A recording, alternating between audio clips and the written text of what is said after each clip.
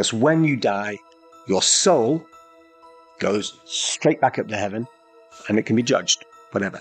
But your spirit goes back into the bowl and it can be reused because it is universal spirit. People who are in the psychiatric ward, most of them must be people who've had intense spiritual experiences and not understood what is happening.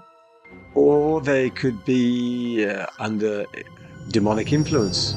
And on the way down, I saw a woman coming up the stairs. I said hello and she smiled back at me and went back into the kitchen and I said, "Who's the nice old lady who lives next door?" And Ada, the farmer's wife, said, "Well, no one lives next door. We're in a farmhouse in the middle of nowhere." And I said, "Yes, the nice old lady who lives next door." And she said, "Don't be ridiculous." And I said, "Yes, I was walking down the stairs and I met the old lady." And she goes, "Well, what did she look like?" And I described her. She was a lady of a certain age. She had grey hair tied back in a bun. She had a black dress and a white pinafore. And she smiled at me. And she goes, "Oh, that nice old lady." So the conversation ended. I was happy. And she took my mum on one side and she said, "Your son's just given the perfect description of a ghost who haunts this farmhouse and 2 other farmhouses.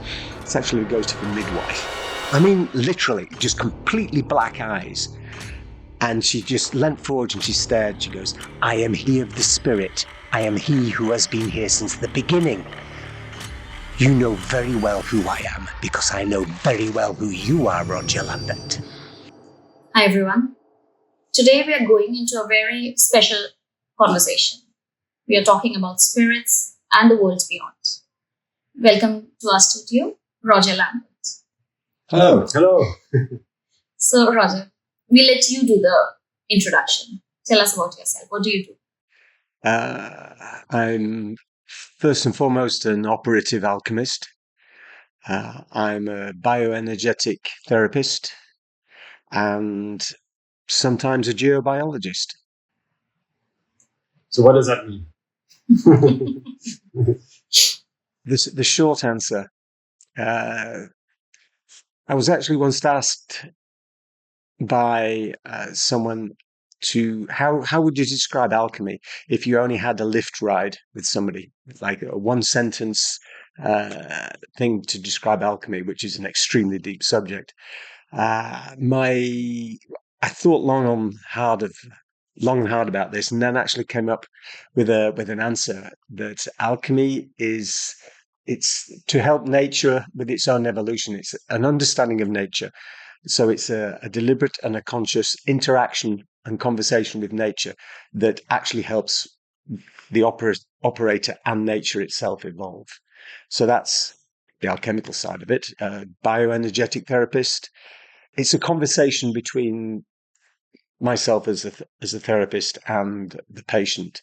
And if I actually have one, let's say, gift, it's to be able to connect with somebody's soul. And so I'm not speaking to their conscious mind or their unconscious mind. I'm actually speaking to the pilot of this terrestrial vehicle that's in front of me. And is this what we did together? Like one time you came and we did. Yeah, it's gone a little deeper now. It's because people used to come to me for treatments because they had problems, let's say, where physical problems, sometimes mental problems or whatever. And I'm treating more and more people now where it's actually a much higher connection, where we're going past symptomatic illness and we're going actually into helping the soul of the person achieve or get onto the right track to achieve their mission here down on Earth. So it's got a lot more subtle recently. I mean, I've been doing it for like 30 years, and It's more and more subtle. It's becoming more and more subtle now. And the conversations between let's say the soul and the two of us, if we were doing it together, are becoming more and more precise. So it's not about curing a sore knee anymore or symptomatic illness. It's about life-changing decisions that need to be made to actually take people further onto their path. Because our soul is talking to us. It's trying to guide. Yes, but we're not listening. That's the problem today. I So mean, it's like we look at it.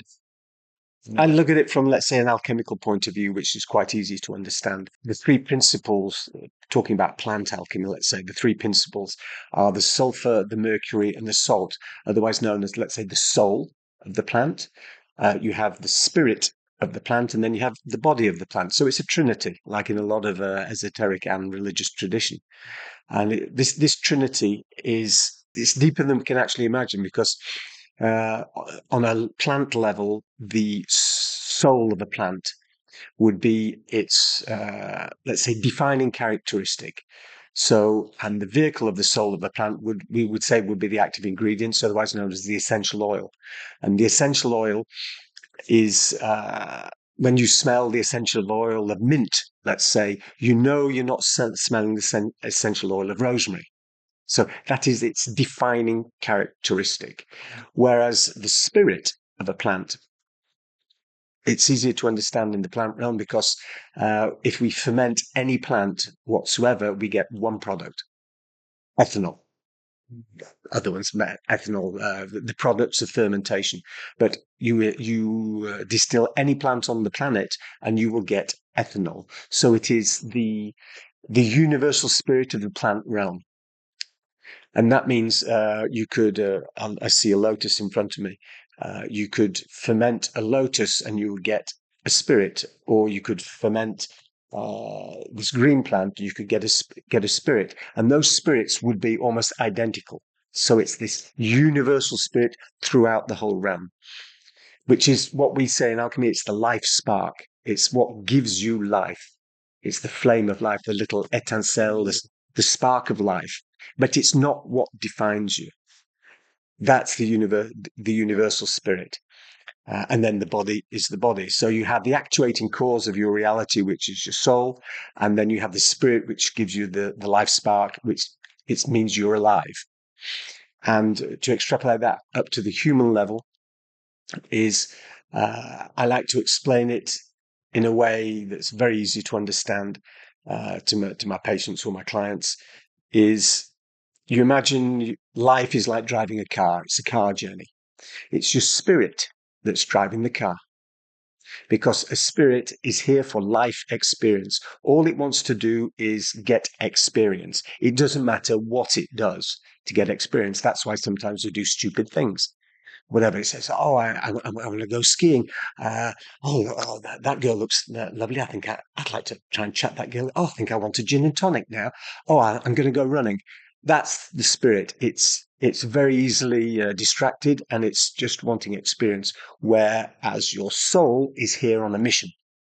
It's here for one thing: to get from A to B through life and to achieve what it needs to achieve, the life goal of the soul. And unfortunately, it's the spirit who's driving the car, going left and right, wherever it likes. And you get the backseat driver, which is usually the soul. The backseat driver saying, oh, I think you should go left here. And the spirit's saying, oh, shut up, I'm driving. And it's just doing this. Yeah.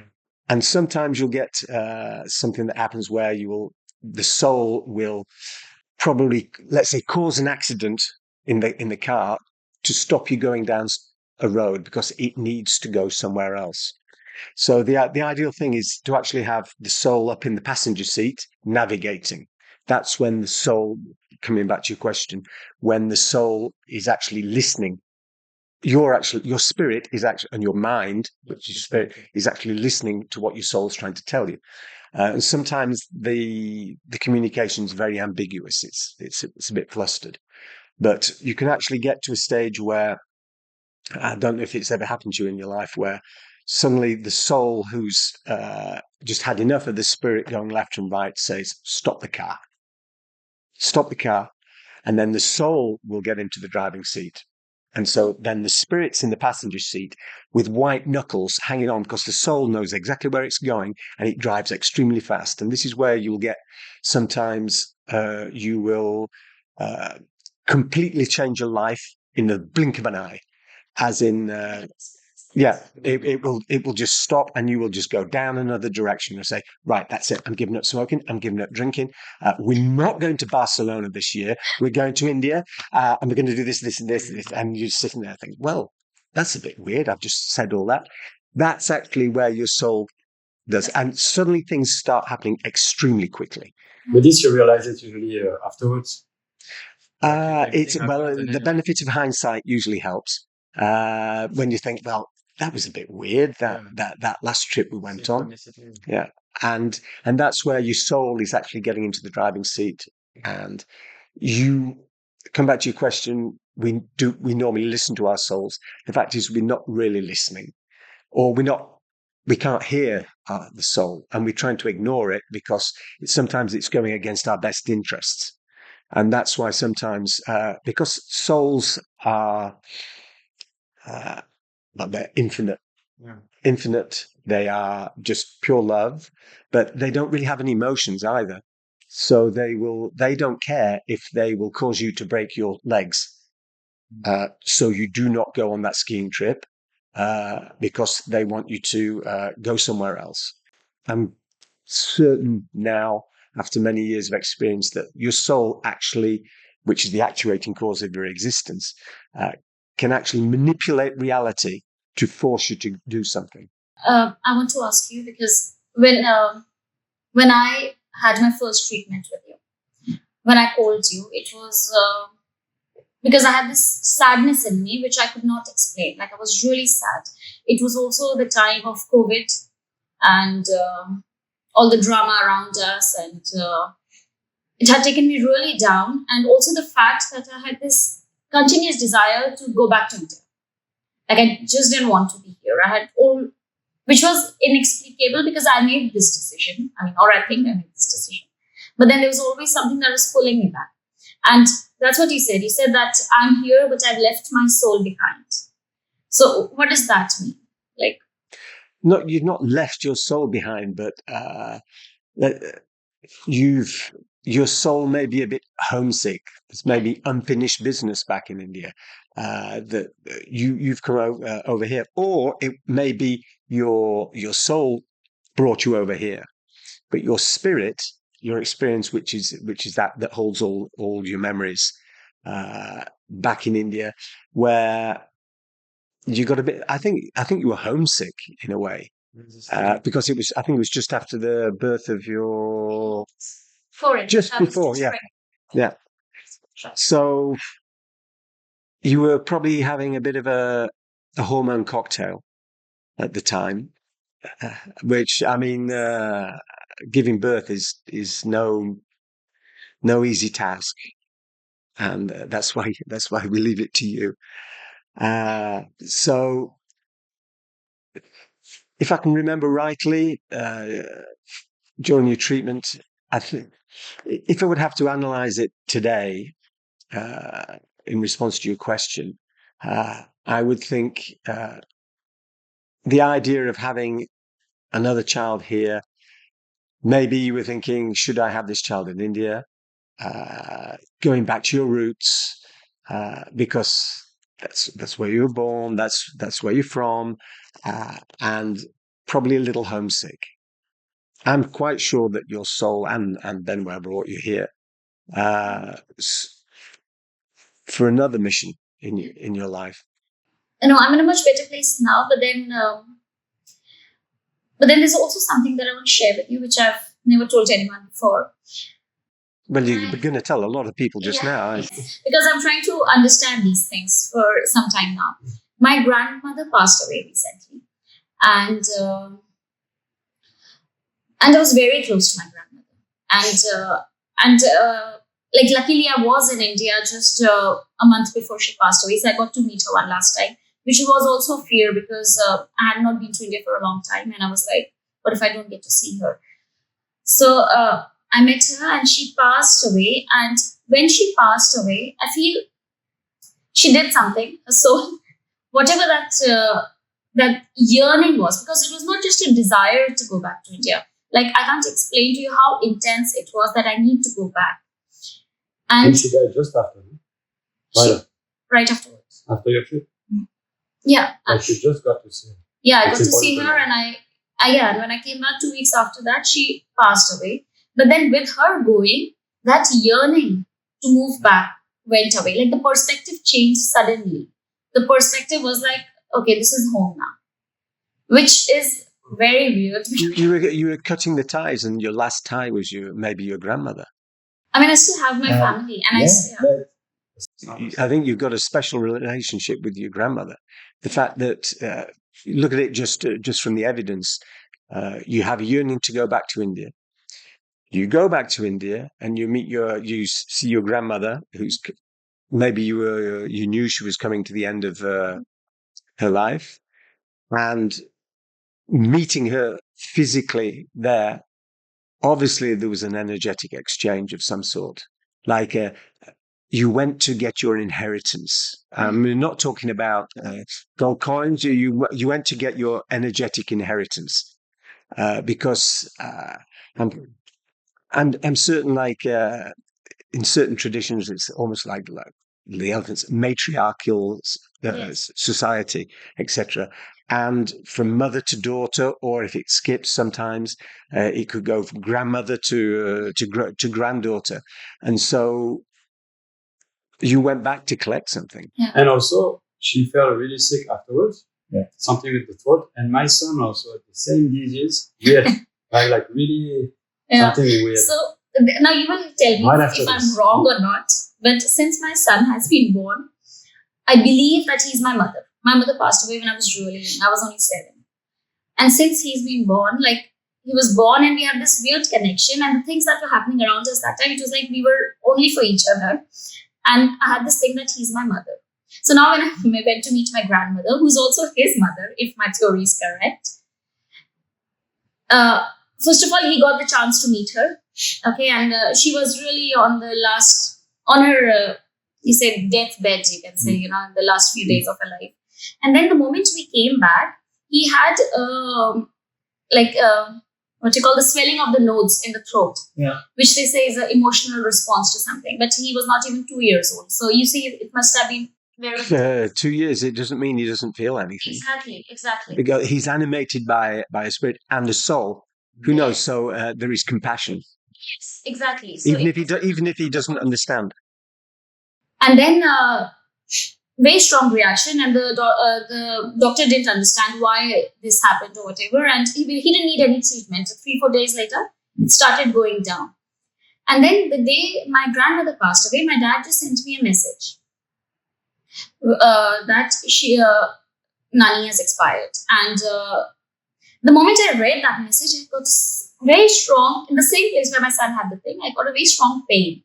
And the next morning I woke up and this was completely swollen to right up to my cheek. And the pain was so unbearable. Like your whole face was swollen from that throat. And then it stayed for about a week or something. And I tried to do everything. Like I tried to talk about her. I tried to write about her. And, because I knew it's an emotional response. But what do you think? The relationship, between your grandmother and yourself, and then there's you and your son. There's a few topics here because you're touching on reincarnation as well, which is an interesting topic. Quite a controversial topic as well, depending on which religious or spiritual bent you come from. But you need to understand that a child will share the etheric body, or let's say the first spiritual body of its mother for the first 7 years of its life. This is why we say in French, after 7 years old, it's like the age of reason. Yeah.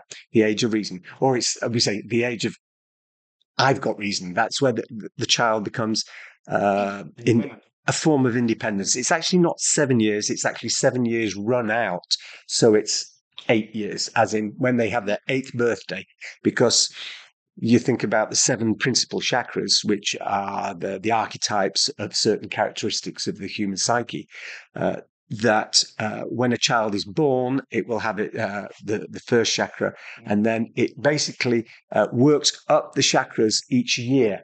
Okay. And then after 8 years completely run out, it becomes an autonomous spiritual being in its own right. So it's no longer attached by the spiritual umbilical cord of the mother. So the fact is that you and your son had very similar symptoms is probably because he is linked to you. and he was getting energy. Yeah, he was getting that energy from you, and so he manifested the same symptom. Talking about when you said that, I think my son's my mother. I've often been asked because I'm Christian, and if you actually read the Bible, they say a man lives only once and then he's judged. So reincarnation is off the table. But from an alchemical point of view, I've come up with a theory that I think actually stands on its own, because when you think that everyone in, let's say, Christendom, the Christian world does not believe in reincarnation, but everywhere out into the East and the Far East, it's the main thing. It's only reincarnation. So how do you actually explain this diametrically opposed belief system and make everybody happy? Like, not piss off the Christians and not piss off the Muslims, the Hindus, the people who believe in reincarnation. And it was through alchemy that I actually came up with this theory. Is coming back to what I just said. You have your soul, which is, let's say, the essential oil of a plant, the actuating cause, the characteristics of that plant. And then you have universal spirit, which is ethanol. Okay. And when you distill ethanol, like you make whiskey or whatever, you can distill this alcohol, but it will always have a slight flavor. That's what we look for when we're making whiskey or gin. Always have this slight flavor. So my theory is that, to please everybody, that when, let's say, before you're born, the soul says, I need a human experience. Okay. I'm a spiritual being. I would like to go down and have a human experience. So what do I need for that? Well, I need spark of life. I need to be able to live. Okay. And I also need a body and a soul. So, as we say in alchemy, when you reunite the spirit with the body, a soul will manifest. So, but a soul is not coming down here just to have fun. Let's say this bowl, which has got the universal spirit in, the spark of life. Okay. I'll digress a bit. Let's say when you die, your soul, let's say, goes back to heaven. But your spirit, because energy cannot be destroyed. It can only be transformed. So your spirit, your life force, will then go back into this bowl, swimming pool, let's say, of spirit. But it goes back into that swimming pool of spirit with all its experience here. Everything it's ever done, spoken, or whatever. So it goes in and it taints this. It's like the collective unconsciousness of Carl Jung kind of idea. So all its experience goes back into that swimming pool. So when the soul thinks, right, I need to come down, I'm going to really exaggerate now. I've got some really specific things I want to do when I'm down here. So I'm going to, in the spark of life, I'm going to take 20% of Gandhi. Okay. I'm going to take 5% of Hitler, because I need to be a bit hard, stuff like that. And then I'm going to take this, and this. And then it will incarnate, and that pre-tinted spirit will then take it naturally in the directions that it needs to go. So, coming back to the reincarnation question, that will please, let's say, Hindus and Christians. They're both right. Because when you die, your soul goes straight back up to heaven, and it can be judged, whatever. But your spirit goes back into the bowl, and it can be reused because it is universal spirit. So the Hindus, everyone who believes in reincarnation is looking at it from a spirit point of view, not a soul point of view, a spirit point of view. And all the Christians are just looking at the problem or the situation from a soul point of view and aren't even considering spirit. It's just soul. So it's this double-edged sword where you could actually, it could actually be right. The Hindus, everyone who believes in reincarnation, right? Because they're just looking at it from a spirit point of view. And everyone in Christendom, let's say, they're right as well, because they're just looking at it from a soul point of view. Because if in alchemy, the three principles they're mixed to create a holistic universal being, but they are separable. They are defined individual essences or parts of the individual. You have a soul, you have a spirit, and you have a body, the Trinity. Okay? And so it just depends which way you're looking at it. They can actually explain it, reincarnation. So coming back to your grandmother, I don't know what happens. I mean, I could have a guess, but I think you were called back to India. That's why you had the yearning. And then when your grandmother passed away, your family's still back in India, but you don't have this yearning anymore because you actually achieved your mission. That was a soul mission. That was a soul contract that you had with your grandmother. It was a contract you had that you needed to go back there at that specific time so she could give you something. Yeah. And then now you've got it and you're back. It's cool. You don't need to go back to India. So it could be easily explained like that. It's not necessarily symptomatic, but it's an energetic thing. And this is what I'm fascinated with nowadays is contracts between souls. Okay. Fascinating. Yeah, contracts between souls. I mean, we could go really far down the rabbit hole and get into changing souls during your actual life. That's another kind of contract, but it's Changing souls. changing souls. During If we look at let's say, divine creation, we're all on this mission. We're all trying to go somewhere. There is individual roads, then there's collective roads, and then there's universal roads that we're going down. And I think humanity is as a whole species, as a physical and a spiritual aspect, is on a mission.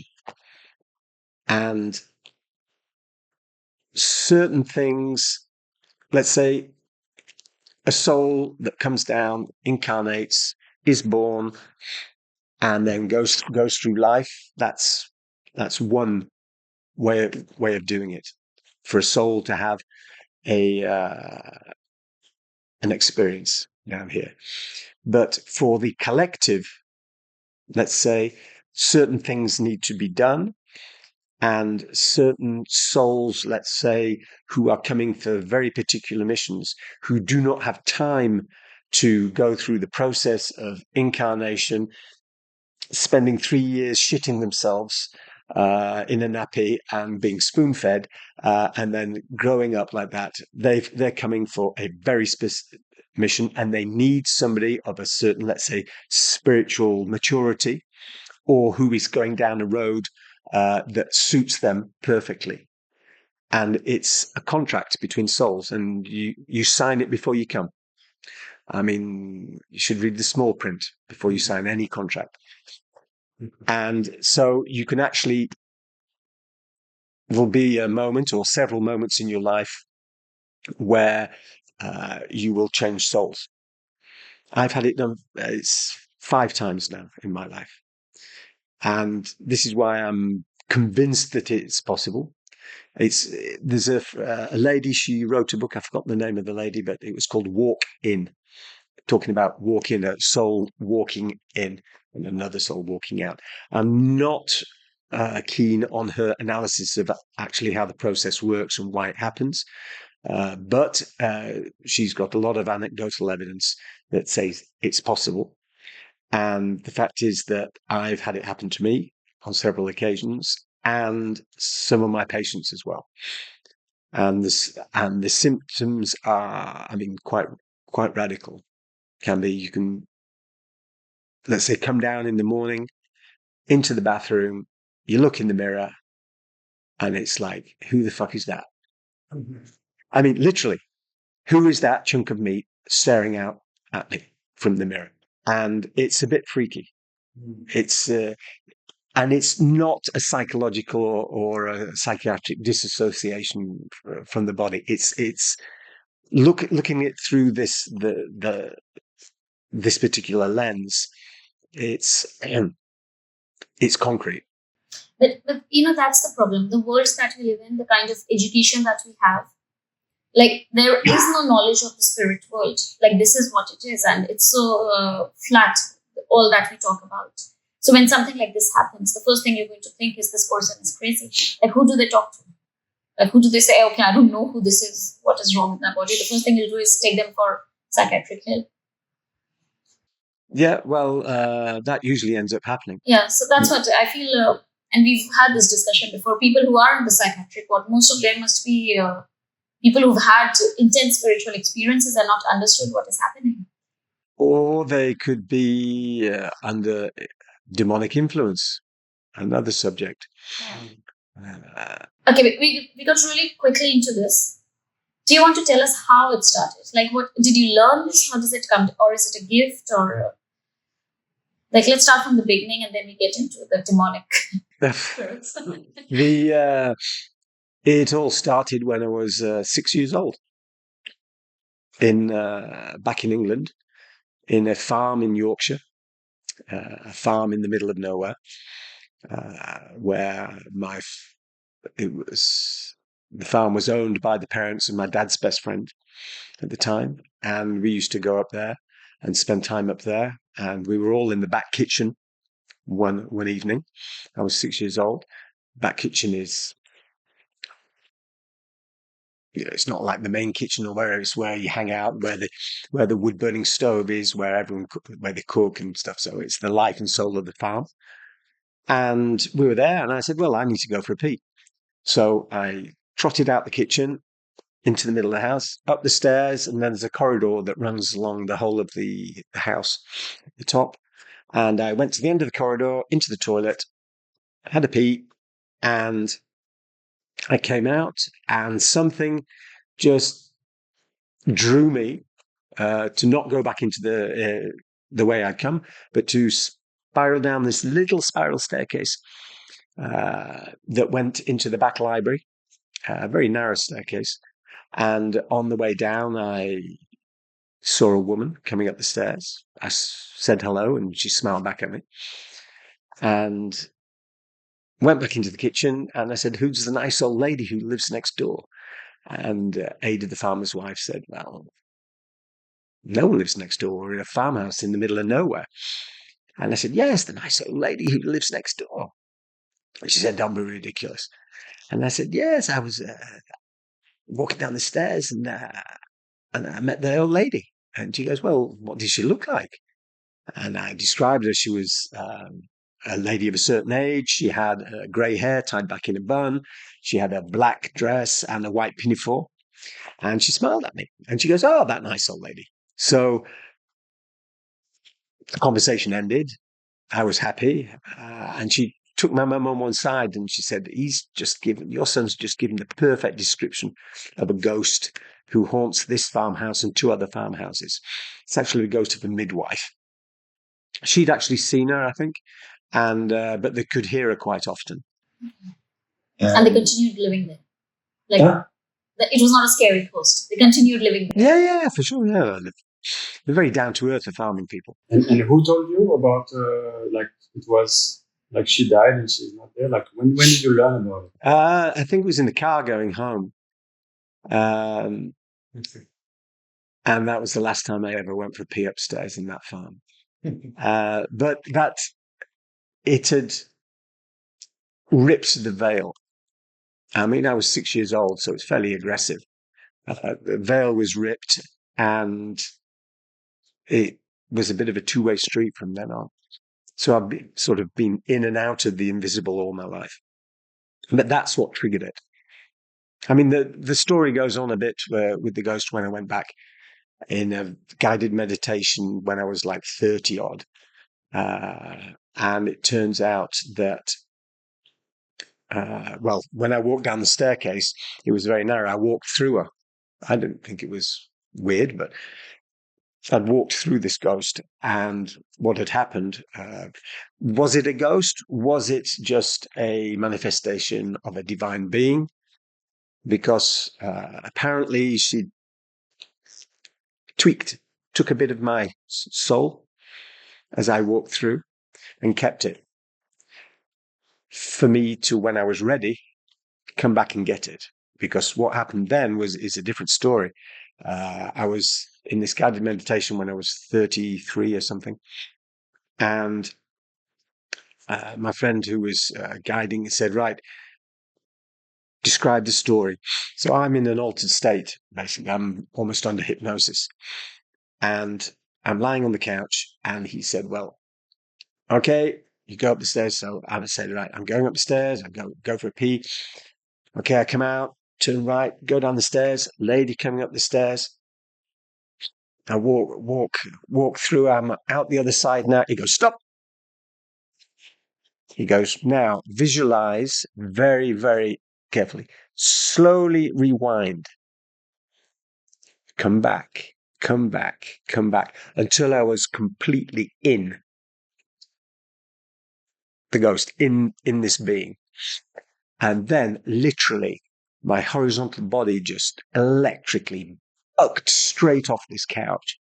As in my visualization, what happened, the only way I could actually describe it would be, let's say, a beam of light, a bit like with all the numbers like in the Matrix, just smashing straight into my head. And I was getting a download of information that I've been looking for. I don't understand it since. But it was this download, which was the reason that she wanted me to come back, or whoever was using this, let's say, etheric entity to come back. So I recovered the little piece of soul that I'd lost, soul retrieval, let's say, and I got this download. And then my life took it. I was 33 when that happened, and then my life took another turn. So I'm a bit like a sailing ship that's just being pushed by the winds of the invisible. Well, apparently, that's the best way to live. I have no idea. That's the way I live. So it's a way of coping with it, I suppose. So maybe now tell us about demonic spirits. Because you do exorcism.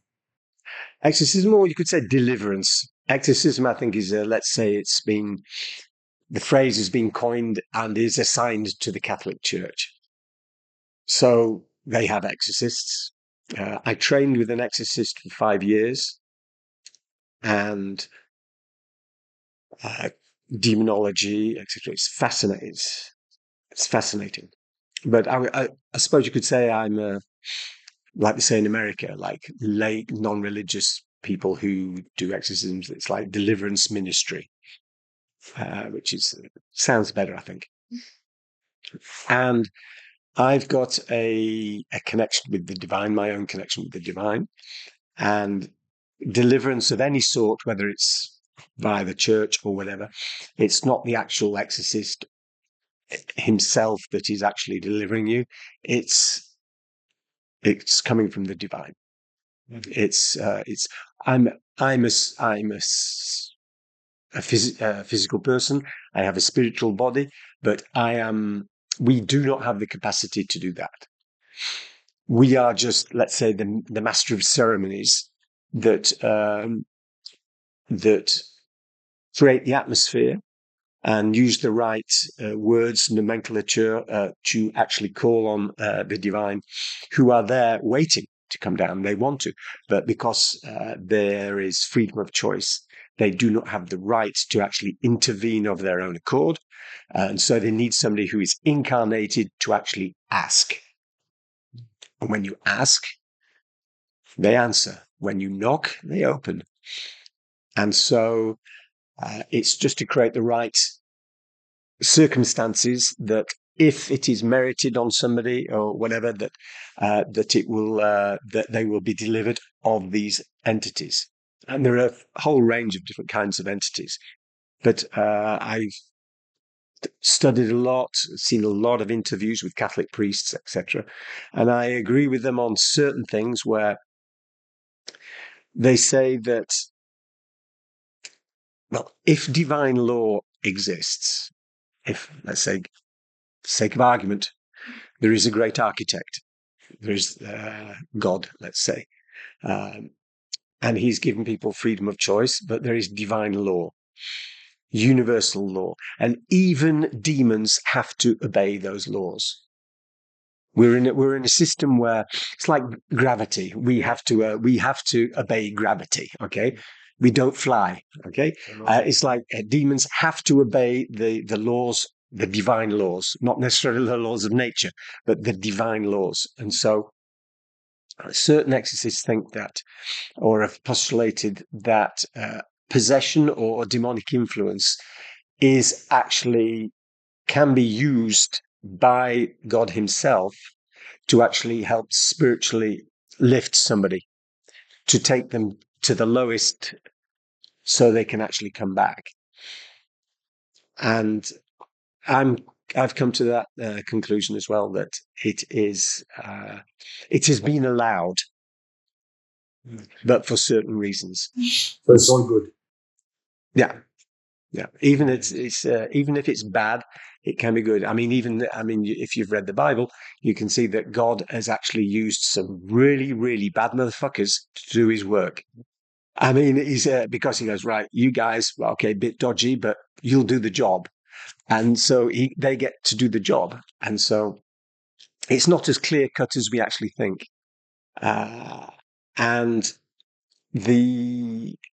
So people with problems with entities, I would say that the most basic entities that arrive are disincarnated souls, as in people who've died, who don't realize they've died, but so they're lost.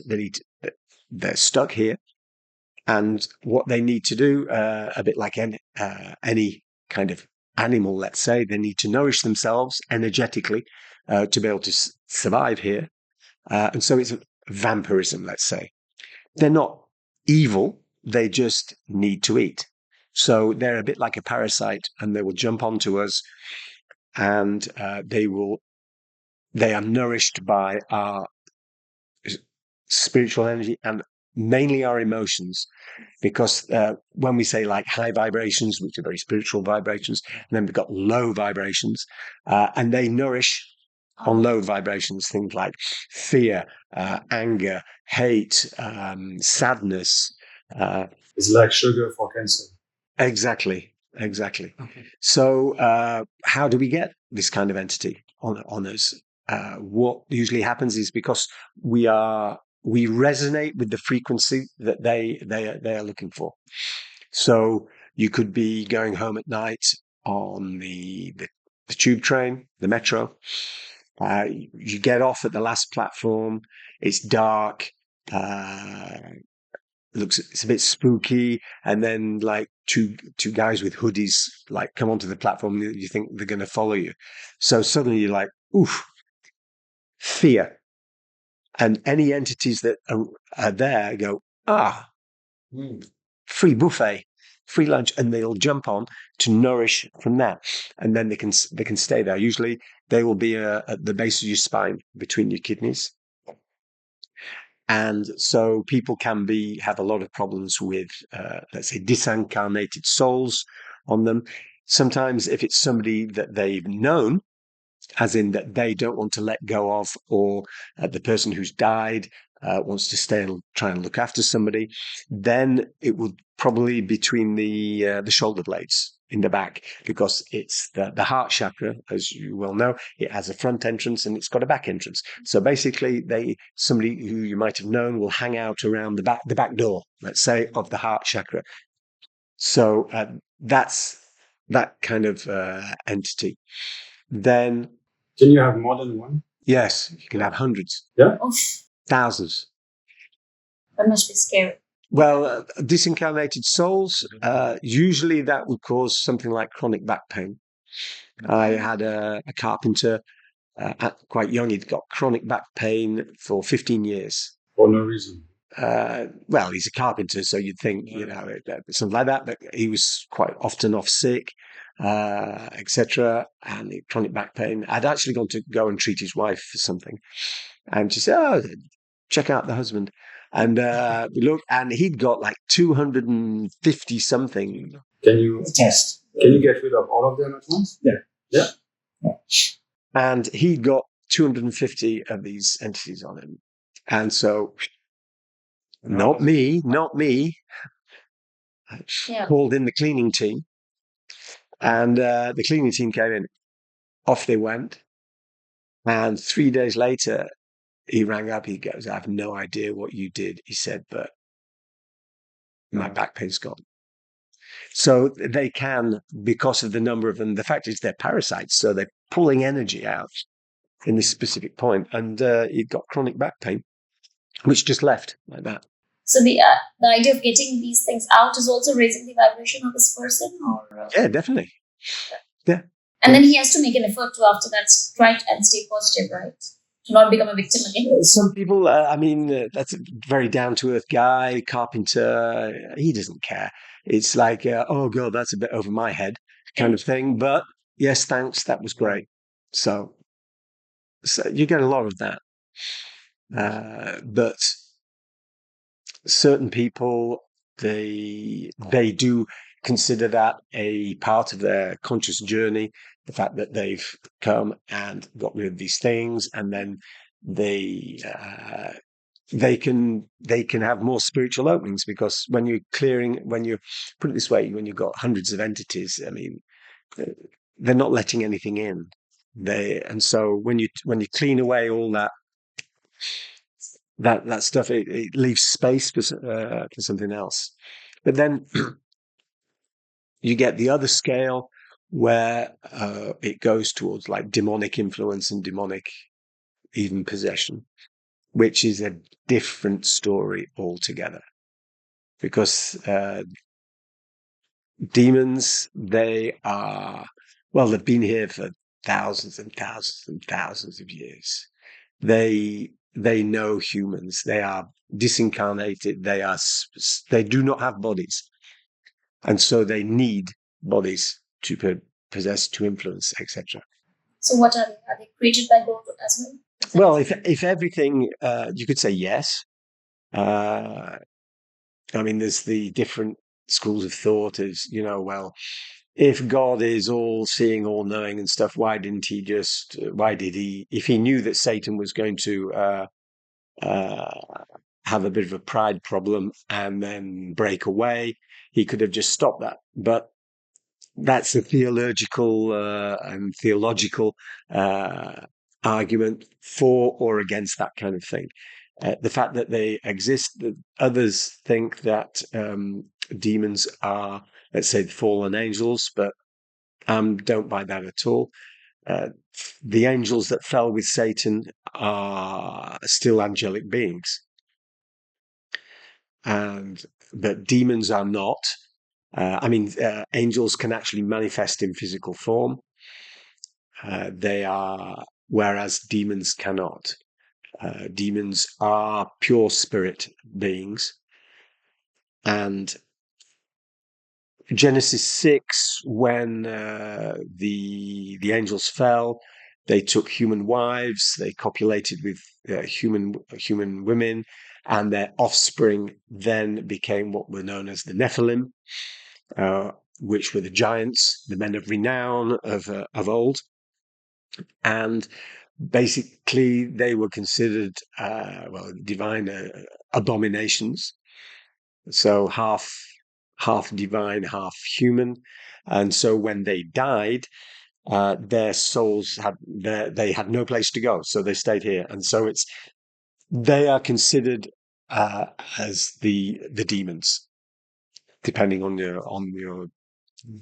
your school of thought. So these demons have been around for a long time. They are way more intelligent than we are. I mean, way more intelligent than we are. They speak every single language. They know humans and human weakness inside out because they're designed to profit from that for the destruction of that. And I know this, I mean, because I've had quite a few run-ins with them. And one particular instance, I actually had a run-in with probably, I think, Satan himself. Do you want to hear the story? Yes. Yeah, yes, please. Oh, a spiritual podcast. And we're going to do a story about Satan himself. Well, I was living in Valacine at the time, and I treated this lady she had a problem with electrosensitivity, where she couldn't stand electrosensitive things and stuff like that. So, and she was a patient of mine, and she knew what I did and stuff like that. And what actually, to cut a long story short, what happened was she was suffering badly from her electrosensitivity. So she went to a little small roadside chapel, where you see the Virgin sometimes, the little tiny little chapels, side of the road. And she prayed to she said, her guardian angel to help her with her electrosensitivity.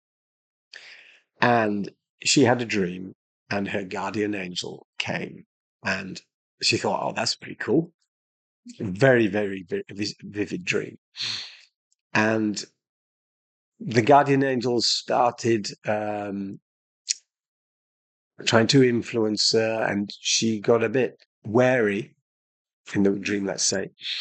And so she called on Jesus Christ. Jesus Christ turns up. Well, what she thought was Jesus Christ. Even angels of darkness can dress themselves as beings of light. Jesus Christ turns up in a dream and said, well, I can get rid of all your electrosensitivity problems like that if we can have sex. And it's starting to get really weird. And so literally she was raped by who she thought was Jesus Christ in this dream. I mean, it was a waking dream. It was like a lucid dream until she orgasmed, physically orgasmed. Okay. And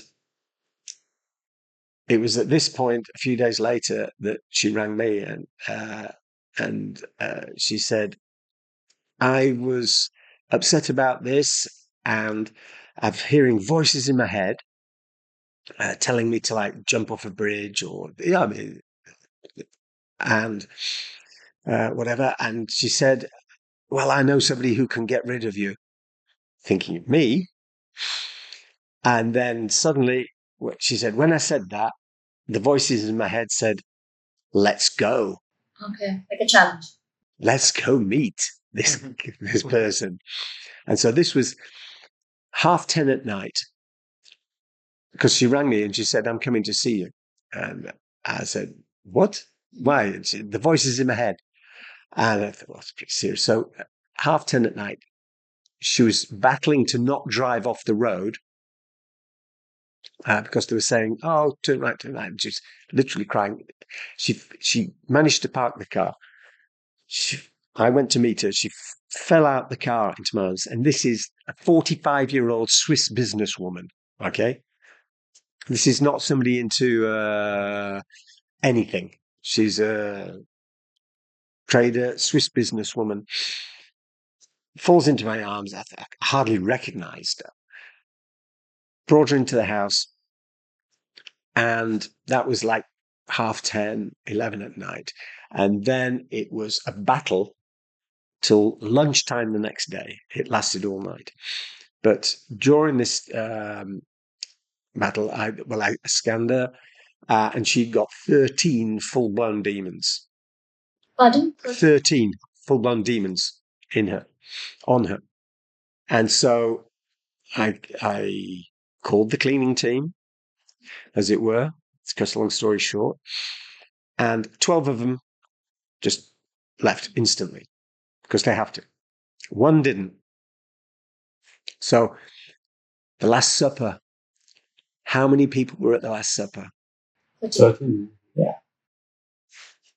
12 disciples and Jesus. She had 13 demons on her. 12 left instantly, one stayed, refused to go. And this was this tit-for-tat battle. And it got to about 3 a.m, and dealing with demonic entities, you can actually find out what their name is. They are always lying, by the way, always. But sometimes you can force them to tell the truth. And how do you hear it? Like from her mouth, or do you see it? This is, she's speaking as well. I mean, she's sitting on the couch and she's drifting in and out of possession and coming back to being who she is normally. And it got to the stage where she was saying, like, yes, if you have sex with me, I'll leave. I said, no. It's no use. None of that. So it's always pushing, tempting, threatening. And then it was, he said, I know your children. And I said, you have no right on my children. The door has never been opened. You have no right. And he goes, I don't like you. You're far too intelligent. And this is a voice coming out of this lady. And I said, no flattery. Flattery will get you nowhere. I said, and so it's this. Yeah, you have to be vigilant. Ultra vigilant. And I said to the lady, I said, you know the Lord's Prayer. I said, let's pray together. And so it's like, Our Father who art in heaven. So reciting the Lord's Prayer. And she is subtly inverting absolutely everything that's being said. And I'm thinking, wow, that is so clever. I mean, but very subtly changing a word or the order of a word. And I'm thinking she's completely inverted the whole meaning of the Lord's Prayer to turn it satanic. And I thought, ooh, this is challenge. Oh no, you're dumbfounded by the intelligence of these beings.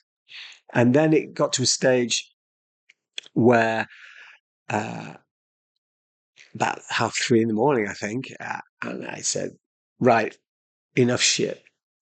Let's get down to business.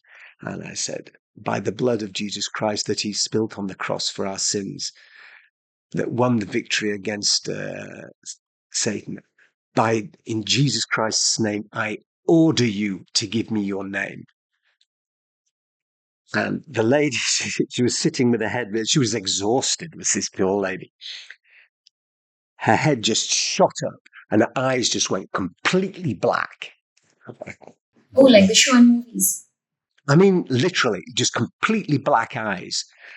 And she just leant forward and she stared. She goes, I am he of the Spirit. I am he who has been here since the beginning.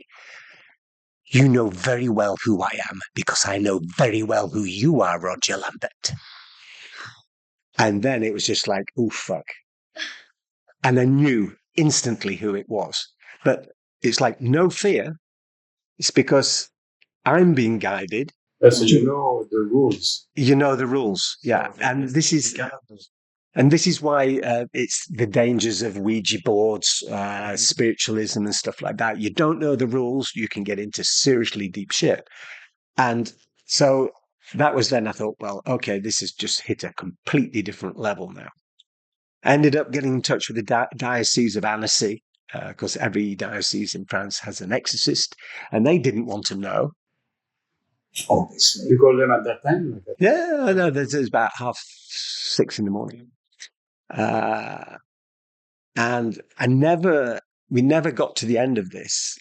I ended up having to take her home in the morning. I got in touch with another, let's say, lay exorcist, who thought it was something completely different. And I thought, well, it's not my problem anymore. And apparently she's doing all right. This is a few years ago. I've still not bumped into her again. She lives in the same town as me, but I've still not bumped into her yet. But she thanked me profusely and this, like the other. And after that actually happened, all the people that used to come see me, because once you get known for doing kind of entity work, and you attract the people who, for what you're good at, and so people would come, and nobody had entities, and I thought, my God, this is a holiday. Has this been the end of it? Have I now, do I need to go do something else or whatever? And then it was a friend of mine. She goes, well, he's obviously, he came for a reason. And he came for a reason to stop me doing what I was actually doing when I met him. And so he basically cut off my senses, so I couldn't capture, sense entities and stuff like that. So I ended up doing certain prayers and whatever, and then got that back. So, and I sometimes think back on that situation, and the fact is everything happens for a reason. And I think that God actually caused this to happen to show me something. And then, so it actually took me in a different direction after that. So I think everything happens for a reason. But that was the episode of meeting Satan himself. So you think it's still in her? No. She was just used, I think, for this situation. And when something like this happens, like what would she have done to attract like this on her? She opened the door by she prayed, and obviously this chapel was unconsecrated or lost its consecration, and it was used as a gateway. They're looking for doorways to get in. People who are in need, they will ask for anything. I will do anything. I will do anything to get rid of this problem that I have in my life. And then and when you shout out to the universe, it's not just the good guys that are listening. Everyone's listening, and they go, "Ooh, cool! That's in. That's a free ticket entry for demonic possession." Everybody does this sometimes, no? This kind of say when you are at the low points, you kind of sometimes say this to yourself. Yeah. So you have to be careful of. Be careful what you say, especially out loud. In your head is one thing, but when you actually speak it, as they say in St. John, in the beginning was the Word was with God, the Word was God. And then Genesis 1, let there be light. God spoke the universe into, he created the universe using the verb. So when we all use the verb, it's a vibration that comes out your mouth and it goes into the universe. It's not just a thought, which is like a light vibration. The word. Yeah, that's the entire science behind mantras also. What is the power behind the words? Yeah. And I am, when you say I am, like that's such a powerful mantra, and that's what you attract, that's what you become. Exactly. I mean, most creation myths throughout the world, whether like Aboriginal, the dreams, or the American Indians, they sang. It's all to do with speaking the creation into existence. So the verb is extremely important. It's like be careful what you say, because you actually create when you speak. It's when people come to me and they're saying, well, I do this, I do that, I've got my visualizations, my mantras, and this, that, and the other. And I said, well, how do you do that? And they go, well, I sit down, I prepare, and then I'm visualizing. I said, no. You want the key? The key is to say it. Yeah, I'm practicing it with my kids these days. You say it. That's why magic words like abracadabra. It's these words are a lot of consonants sometimes, magical words. They're actually to be spoken in a certain way, in a certain vibration, and that actually are keys to open things. So the verb is just, it is mind-bogglingly important. So when you do your visualization, or if you're going to pray, let's say, for instance, to whatever God you want, but if you want to pray, then it's not like that. No, you speak it. You speak it, and it makes the world of difference. Mm-hmm. And English must have become a very important language for this. Sorry? Because it seems that English, the English language. Well, English, I think, because it's this universal language a bit now throughout the world. So the literature, let's say from the Western esoteric tradition, which is a lot of New Age shit, but it goes a lot further. But all languages have their own the intonation, and it's like energy flows where intention goes. You put your intention somewhere, then you speak something in whatever language. Or every culture has their own way of the universal God or whatever you say. So, like me, even if I'm praying in a church, whether it's in England or France, it would still be in Hindi. You know? No, it doesn't matter. It's the intention, and you speak it. Yeah. So, and coming back to the magic thing, a lot of people have. You wouldn't believe how much magic is going on. Let's say sorcery that goes on. I mean, governments use it, political parties use it. Dark magic. Yeah. I mean, magic does not have a color. White magic, black magic, green magic, red magic, it's all the same. So in the Bible, it's forbidden. Yeah. No. It's the only magic that should exist is divine magic. And that's theirs. And I mean, look outside. If you want to know God exists, look out the window, look at nature. It's perfect. It's perfect. That is divine magic that's going on. And if you actually get in tune with divine magic, then you can use it. You can, it does make a difference in your life. But any other magic, what is magic? I would say that it's a manipulation of duality on a higher plane, let's say the astral plane mainly, that engenders a change in reality here. And it works. Yeah. Definitely. I mean, it's extremely powerful. That's why things like human sacrifice is rife still in the world and in France, all over the world. I mean, if you look beyond the veil, or look behind your TV, not literally, but behind the garbage that they're churning out, magic is just everywhere. And magic, where is it? Wherever there is sex, power, and money mixed, always magic. Always. So, and magic is an egregor. It has its own like resonating battery sphere of consciousness. And I used to practice magic, but not exteriorized, always interiorized on myself. I created my own rituals, etc., until I understood that, in fact, it's a trap. It's a trap. And yeah, it's a trap of power. And coming back to my own personal story, I basically traversed the sphere of consciousness, let's say the egregor of magic, in 4 years. I would invent rituals that I would perform, and I'd had people in the astral plane come and watch, and people ring me up the next day that I didn't even know, and they say, "What the fuck did you do last night?"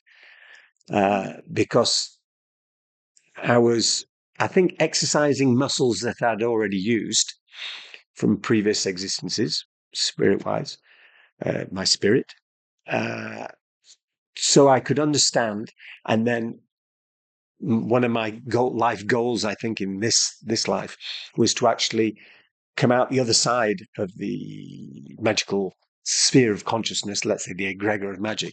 And that actually happened to me in a waking dream, a very lucid dream, almost out of body experience, where I popped out the other side of the egregor, and I was like floating in the universe, in space. And I looked back in, I could see all these people trapped. And the fact is, you could be really powerful in magic and you think you're communicating with the divine, but you're not. You're just in this self-perpetuating bubble. Yeah. And at that moment, I just understood how magic works, why it shouldn't exist. And then that's when I'm floating around in this thing, looking at this sphere, and then this blinding light just appears from behind and just completely envelops me. And then, almost as if somebody leant forward, basically it was Christ. He leant forward and he whispered in my ear, he says, "Roger, now you understand? You can come work for me." And that's basically when I found Christ. And that completely changed my life. So that's my personal experience, how I came to Christ. And so whatever I do now, I do in his name. I do what he tells me to do, which is a great adventure because it takes me all over the world. It takes me everywhere and to help people. So, but that's my personal experience. But it's also your personal experience based on your belief, right? In the sense, because you consider yourself a Christian. If you're not a Christian, probably it would be some other, in my language, it would be some other guru who would come and talk to you, right? Who would call you in his service. It's not religion based. Don't know. Couldn't say. Each to their own. Yeah. That's my experience. That's the nomenclature and the vocabulary that I use, and the archetypes that I use to actually explain what's happening to me. And that obviously some part of me, is it part of me, or is it actually exterior to me that are coming in and influencing and communicating with me in this way? I have no. The most important is the change happening in you, the impact. Yeah, it's taken me in a direction that is. I no longer think about myself. It's like the death of ego, as they say. There's other ways of doing that, but it was the death of ego, and it's to dedicate myself to helping people. So I don't think it's a bad thing, actually. So it's what's come of it. Whether that is an example or that is actually a concrete fact of how the universe works, what it's doing, does that apply to everybody or does that just apply to me? I've no idea, but that's the way I've interpreted what's happened to me throughout my whole life. My meetings. I mean, I've had just bizarre shit happening to me ever since I've been 6 years old, which has brought me to where I am. Yeah. Is that scary at times? Like your the incident with Satan. Fear no longer comes into it. There are worse things than death, that's for sure. Exactly. Are you scared of that? Death is the easy part. Yeah. But when you're dealing with demonic entities, sometimes are you scared for your family? I think that Christ's got my back. I hope he has. I really hope he has. And St. Michael as well. Again, another archetype that can be mirrored through other theological schools of thought. But I hope they have my back. And I hope I'm doing the right thing. So, Roger, do you want to tell us where do we find you? Well, I have my website, which is chaotique.com. So that's in French. Chaotique. It's people wonder what does that mean? And that's chaotic water, in fact. And people go, "Oh, that's a bit sort of aggressive title." And I said, "Well, no, it's actually comes from the Bible, Genesis verses 1-3, where when God passed his hand over the waters and said, 'Let there be light,' and there was light." So that's the waters that he's talking about, the chaotic waters or the primordial waters of creation, what I would consider as the ultimate potential non-manifest. So it's pure potential that has not actually had any instruction. So that's when God Pasitan said, "Let there be light," and there was light. So it's part of creation. So they're the primordial waters of creation. So that's ochaotic.com, which is my site more dedicated to alchemy, where I have my web shop as well, where people can buy products. And I have my Instagram as well, which is _chaotic, where I publish a lot of my alchemical experiences for people to share with people as well. So that's where you can find me. People can do treatment also distance. Distance treatments as well. People can contact me via the website for a consultation, which would then be probably start with a telephone call, find out what people need, and then I can work with them or on them from a distance. I like to see people as well, but I've got patients all over the world. Some, most of them I've never met. But because when you're working with energy at this level, distance doesn't exist. So you could be with me or 1,000 miles away. We could actually create a link.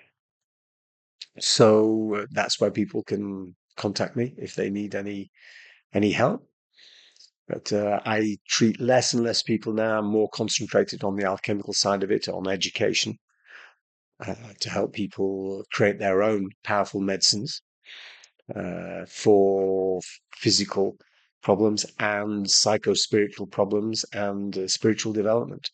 Because certain alchemical preparations have they're such high vibration and they are so bioavailable. These are medicines that are usually made from metals or minerals as well, like crystals, etc., that are totally bioavailable, that alter the information of the human body to open pathways to help spiritual development and heal. Thank you. Thank you so much for doing it. It was a pleasure, and if you invite me back, I will come back with pleasure. Yes, we will definitely. Thank you. Thank you.